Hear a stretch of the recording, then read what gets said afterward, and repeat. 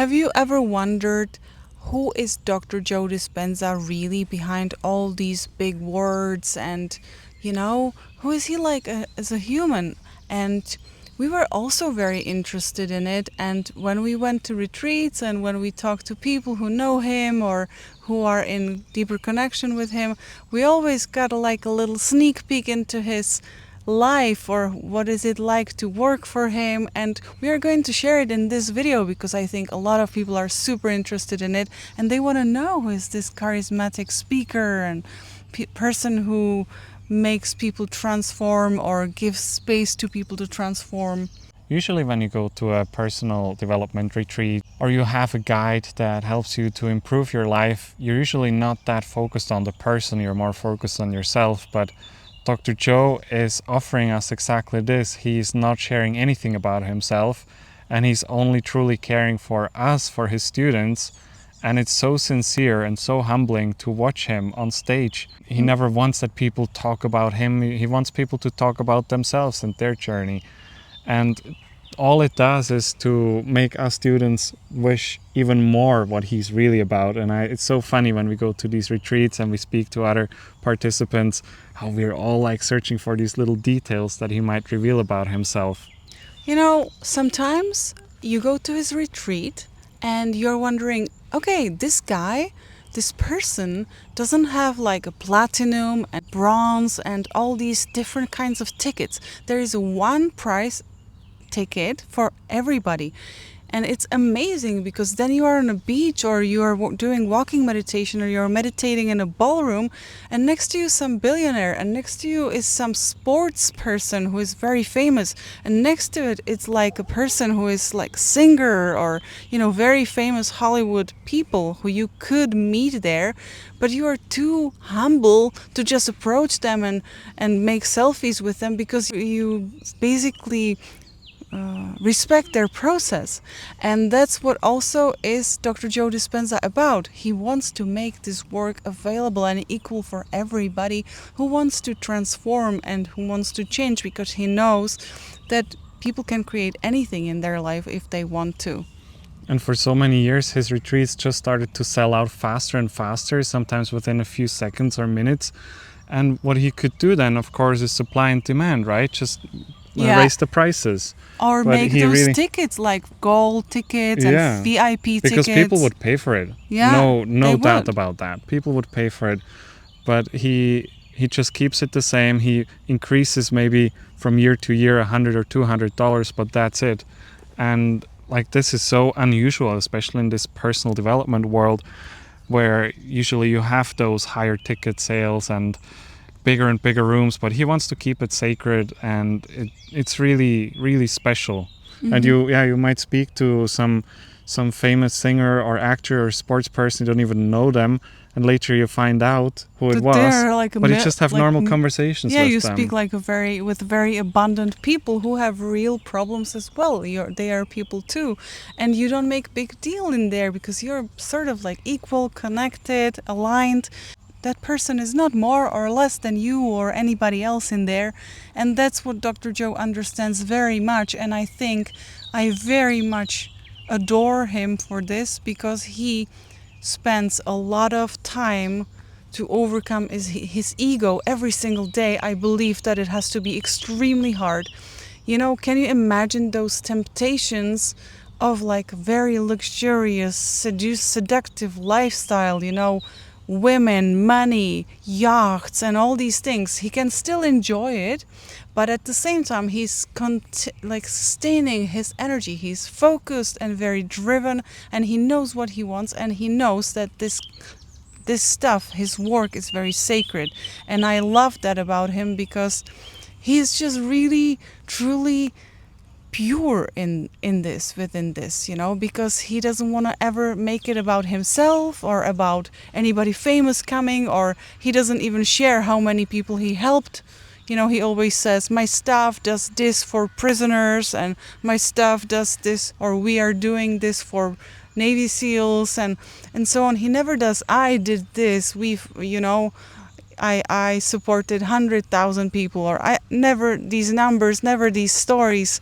It's always about everybody else and the community and the collective. That's what's extremely impressive, and I love that. And I know that the more you grow, the more power you have, the more you can be seduced by things which you never thought they could even exist, you know, these offers which you can't say no to. You know how strong that person has to be to just sustain himself. Imagine that he really doesn't increase the prices. He lets people be equal somewhere in the world. People are really equal in some retreat, and he doesn't even point out those people, you know. There comes lady who healed stage 4 cancer, and she's like normal person. She was even having donations to go to that retreat. She didn't even have money for it, and there are like millionaires sitting in the crowd and cheering and being moved and happy for her and talking to her at lunch and so on. And it's Because it's truly about our humanity then. yeah. It's not just about a fun, great retreat where you can be more powerful and more confident. It's really something very human, and these healings are also having a great impact during the week-long retreats where he does these 3 healing sessions, and it really brings people together as a collective, and it opens your heart so much when you know, wow, now I really have the chance to give love to another person who is going through something, and I can somehow support their journey to heal or to get better. That's so wonderful. You can also see in retreat that everybody is super styled, you know, hairdos and so on. First day, second day, third day, no makeups, you know, people don't care. They are wearing sweatpants. You don't even know if those people have the stuff from secondhand or whatever, because nobody cares. Nobody cares about how you look, how you're dressed. Everybody cares about the energy and about the connection, and this is what we should pay attention in our normal life as well. And also, he very much focuses on a heart, on opening the heart. This is the most important thing for him, and a heart and brain coherence. That's the most important thing for him in all retreats, right? And he walks his talk. He's not a... When I was next to him for a few times, I would never I saw how busy he is, how he's surrounded with people, and he was like 2 meters from me or 1 meter from me, but I would never, I wanted to take a picture with him, you know, and all these things, you know. Then I have a picture in my phone and I can show it to everybody. But what is that for me? Is there some experience for me having him in my phone? No, it's just a experience for me to see him live and see how busy he is, how he's full of energy. Even though we finished at 11 at night and we are starting at 4 in the morning, he already meditated, and I don't know what he already did. That is incredible. Yeah. Really, the days always start at 6, besides one time it starts at 4 in the morning. He always does his meditation beforehand, and he usually does 1 to 2 hours. And during the meditation, for example, the 4 a.m. meditation, it takes most of the time takes 5 hours, 5.5 hours, and he's awake the entire time. You know, we are having our eyes closed and our bodies are still resting and restoring during the meditation, but he's there. And I mean, during the retreat, very often he has now the scientists coming to the stage, and he talks to the scientists, he interviews them, or the scientists have a talk, or the Give to Give Foundation is having a talk, and he's always there. He's always on stage. He's always present. Usually somebody would just say, oh, okay, the scientist will be on stage, so people will be busy for some time. I'll go away, have a rest. No, he's always there, 100% present. And he has done so many retreats, and he still keeps on going. And he said he has been on every single one of them. But some people say, and these are the pearls about him. First retreat, I had their volunteer lady which was helping out with the retreat. She was a bit older, and she said, I'm not going with Dr. Joe for for lunch because he can read minds, and it's so uncomfortable for me because he can read me a lot. So I believe that when person is very truly connected to their heart, to their body, to their soul, they can read minds and they can read the thoughts. I also can see persons' minds and I can see their energy. Dr. Joe sees much, much more than us.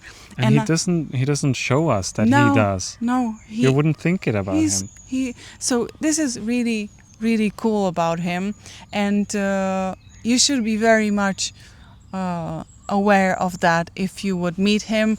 I was like, okay, if he would meet me somewhere, so I have to not think about things like I would embarrass me or whatever. Can I take a selfie with you? No, no, no. You know, he could probably read it, but I mean, he can read the real things in you, not these things. So Petra and me had a really, really special moment on our 5th retreat in Cancun last year. He was walking right in front of us, the row where we were sitting, he was walking right in front of us. And half a year ago. And we were supposed to talk to each other and explain to each other some concept that he just taught. And we were looking at him both, not talking to each other. And he looked at us back and he was like, how you doing? And we were both... We were like children in front of Christmas We didn't tree. say anything. Because, you know, you see a person in YouTube, you read his books, you know, you read him, you see him on a stage, people are healing, you know, and then he comes right next to you. That's special. And it's so special, it's so much fun. And you know, this like sincere and honest smile that he gives you, and I see it on every of his podcasts now. He just seems to be more and more charismatic, more and more approachable. We have a dog right next to us. He's very approachable, and he says he's really working hard on himself to be the leading example. He wants to be really an example of what he's teaching, and he really does that in a very remarkable way. Yes, it's very inspiring. And if you could take one thing from this video is don't preach anybody. Don't talk about stuff which you want to do. Just learn it for yourself, live it, carry it, like wear it, and then people will follow, then people will see it in you. If you want to be wealthy or healthy, just wear it like energy. You wear that energy. That's what Dr. Joe says and what he does. And when he just walks around you, you just have to believe that, because it's very, if you are able and open to see it, then it's very much inspiring. Life for him has also really changed in the last 5 years. When we went to his first retreats, he was very accessible. Like, you could walk up to him, you could give him a hug, or you know, he was on the walking meditation, he was walking there by himself, he was looking at you, and sometimes he would even like stand right behind somebody and open his heart, which allows the person in front of him to open their heart even more. Or he would give them kisses on the cheek when they are waking up from the walking meditation. And now he has so much, people are so interested in him, and they all want to have a little piece of Dr. Joe, you know, they all want his energy to rub off on them. And he has now security guards, and when he arrives to a hotel, he goes directly through some secret entrance, and also to the retreat he goes through some secret entrance. You usually don't even meet him in the resort or in the hotel at all. And I think in the past he even was eating with people, and he shared in one of the older testimonials that they were in some hotel that had an indoor pool, and then after the session everybody was just kind of hanging out there, and he was going there too, and he had a chat with a guy, and then later he was on the stage and sharing his testimonial. So it has really changed a lot. He's not that accessible anymore as he was before, and I understand it. I mean, as soon as he's on the beach, even with securities, he's always surrounded by like 20, 30, 40 people that all want to have a hug or want to have a photo. What I also am very inspired about him is that when he makes interviews and when he makes podcasts with people, he is extremely focused on every single word he says. He never gets emotional about his personal life. He never answers questions about his personal life. He never talks about politics or anything like it.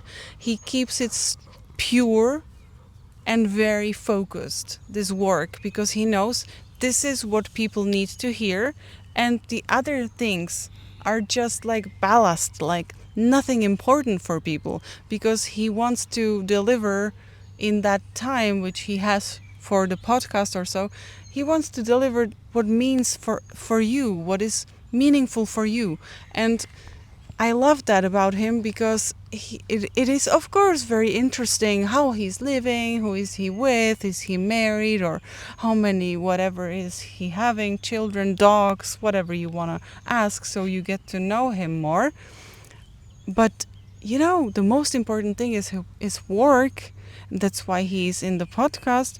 He's extremely focused. If you watch any of his podcasts, you can also point it out by yourself, because for example, Louis House was trying to ask him some intimate questions, some personal questions. He would never answer Many them. have tried that. Yeah, many have tried that. And then he just says, I really don't want this work to be about me. I want it to be about you.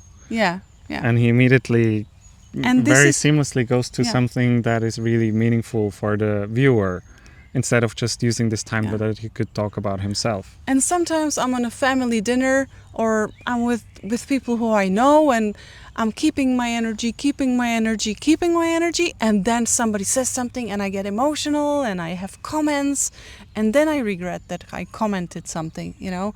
And I should be also very focused, and this is inspiring for me. I want to be focused, I want to be clear in my communication, for example, so I don't want to do these mistakes also, because you know, these emotions are very seductive. Then you get a little bit triggered, then you get give some comments, and then you say, oh, I shouldn't have said that, because why, you know, those people have their choices and it's life, and so on. And so this is inspiring for me, so I'm trying to work on that.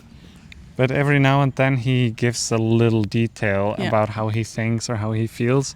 And I, for example, really loved in the Diary of the CEO podcast, in the end, the podcaster was asking a question: if you were the president of the United States, what would you do? And I don't remember everything that he said, but I remember that he said he would want to regenerate the soil. He would want to bring back life into the soil, so we have healthier food, and that really connected with me, because I also have a big passion for soil, and I was super happy to hear that. Yeah. And also, for example, when I was, like, it's 5 years ago, I don't know about now, but I know that my friend was on a wine tour with him. He used to have wine tours for people, not anymore, because, you know, after COVID restrictions, he has loves changed. wine. He has changed. That was our point, next point, that he loves wine. So Dr. Joe Dispenza loves wine. So if you want to be spiritual or heal or something, you better understand wine and what he has to say about wine, because it's very impressive what are the wine's secrets and healing potentials. And also, my friend was purely vegan, and she went on a tour with him, and she said, On the wine tour. Dr. Joe put like on fork steak into my mouth, you know. So Dr. Joe eats meat, just in case you're wondering, or he used to eat meat. Now we don't know, but he used to eat meat, or at least occasionally, right?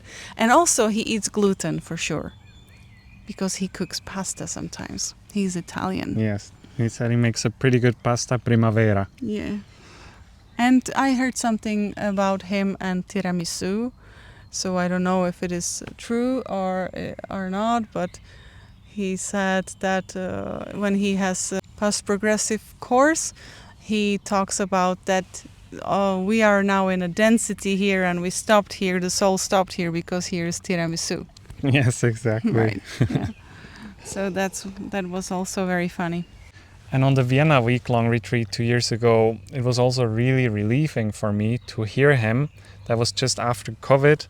And he said that he was during the COVID time, you know, he didn't have any retreat, so he was just at home, and he started to look at his website and he saw how bad it was set up, and he really didn't like it. And it was like, who was doing this? He was saying he was looking under the hood of his business, right? He was looking at all the things, how they're running, and he saw that a lot of things are not looking nice, they're not appealing and not efficient enough. And then he started to be really feeling really bad about it. And he said he was sitting in the couch and he was like, he was just so frustrated. And then he heard that voice in him that said, "Hey, Dr. Joe, what's up? Or Joe Dispenza, what's up? Don't you want to do something about this state? Don't you want to change it?" And then he was like, "No, it just feels so good to feel bad." And then he was like, "No, take your earphones, go outside, go for a walking meditation."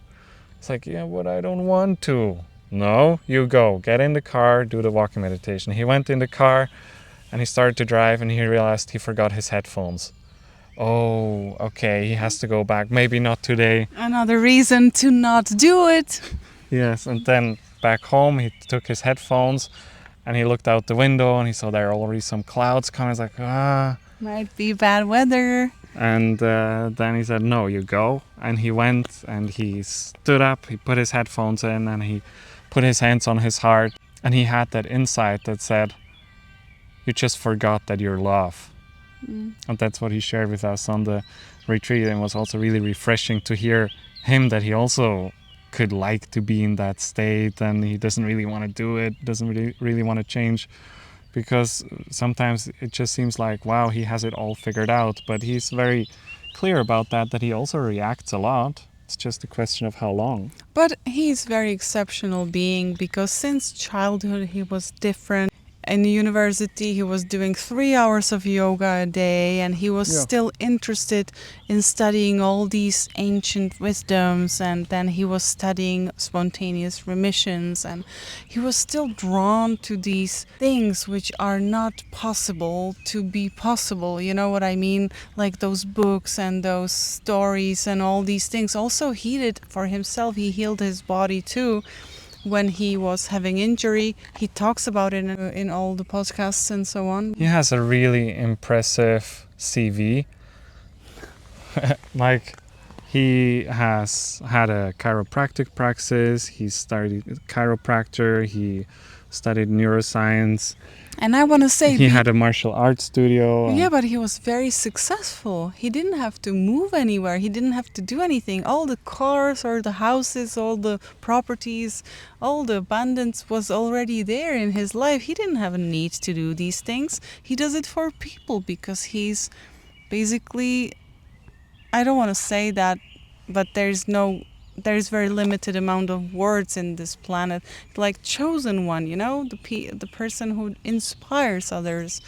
And I absolutely would love to be at least a little bit like him, because he also reminds to his staff, and he's very clear towards his staff how they should behave to people.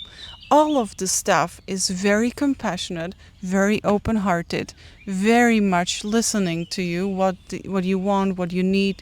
You know, they also see if you're faking it, and they also read that energy already, and they also give you feedback, what you need to hear.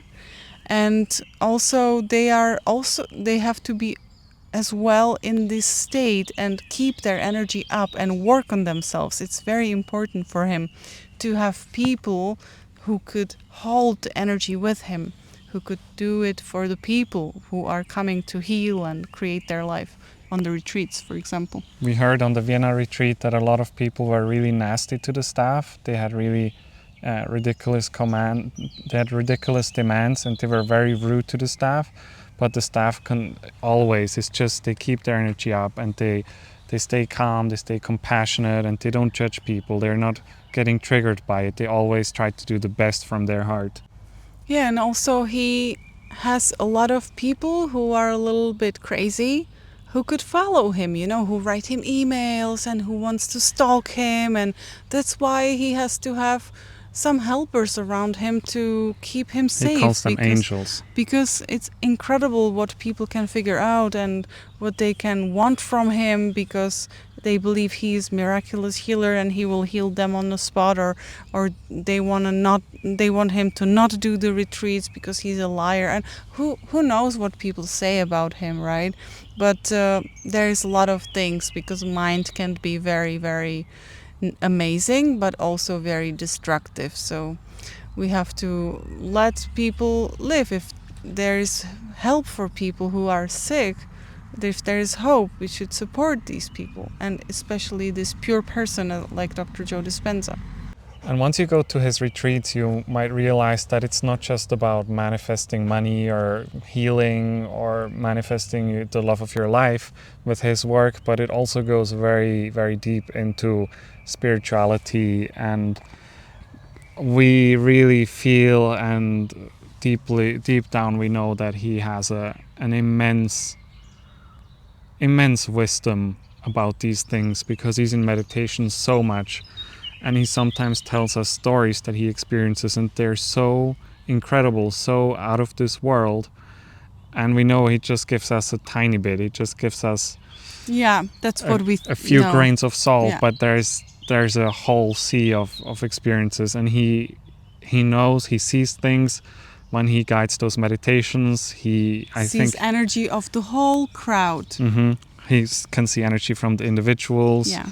And what they're going through. He can maybe even see their visions, but he doesn't really talk about that. But we know that it's true. We were discussing with our friends in Florida about that. And I know also one little tiny sneak peek into what he sees.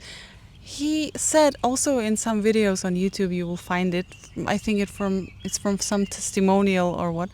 But he sees dudes and dudettes. It's like those beings. Big giants, blue beings. Yeah, blue or white or whatever. They are present there, and they are all guiding that process which we are going through.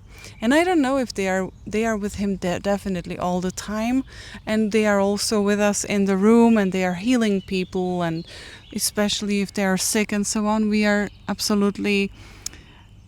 It's amazing when somebody talks about those stories that in meditation those people saw those beings too. But what else is possible, right? Yeah. So I'm just wondering, when he says some story about himself, or when he mentioned once these dudes and dudettes, in the video on YouTube, definitely is possible to find. I'm wondering, what does he know? I would love to know. That's what we wonder what he so knows. much. Yeah. Yeah, because he was also showing another testimonial 6 months ago on the retreat, where a lady was also saying she saw these blue beings. So it's still present for him. And I remember him saying that when he met them for the first time, he was kind of looking at them like, "Who are you?" And they were making fun of him a little bit. "Who are you?" And then they were having conversation that they said they can only lower their frequency so much. So his job is that he raises the frequency or the energy from the crowd, from the room, as much as possible, so they can meet in the middle. Because if these beings would go any lower with their frequency, they would materialize, right? Or and they whatever, wouldn't want that. Whatever, we don't know what they do, we don't right? know. But it is so, for you, information that you have to keep your energy up, so you're more connected to those guys up there. And that's what heaven probably is, or who knows where they walk or what they do. But and what else is up? Like, what else is there when we are in this meditation, in this space where we are in these very coherent gamma frequencies in the brain? What else could we experience? But there's a lot of people, also people who work with him, who are already sometimes experiencing these beings as well. In walking meditation, you can walk to the forest and they are there. You never know when you are in those vibrations so high, so you can actually meet with their vibrations, right? Because it's you never know. Yeah. These are things that people share these are things that people experience when they do like ayahuasca or some kind of recreational drugs. But there's no plant drugs, medicine. But with Dr. Cho's retreat, you don't have any of that. You only have your awareness, your consciousness, and you put it into nothing, into space, and you can have these experiences. It creates the same chemicals in the third eye, in the pineal gland, as somebody that takes psilocybin mushrooms. That's what they're studying right now. We truly feel that it's very amazing to have such a person in this planet to share with us the knowledge which he has, and we can at least a little bit tap into the energy and frequency what he is experiencing. And some people heal, create abundance and happiness in their life, and just change their life completely.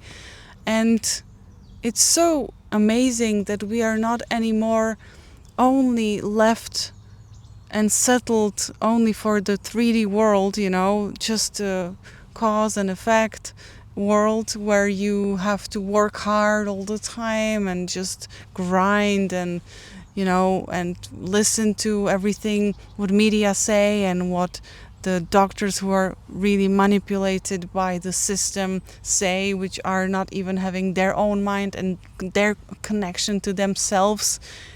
It's amazing that there is this young person, still Dr. Joe is very young and energetic and very great example for people. And he also loves to give his wisdom and work with youth.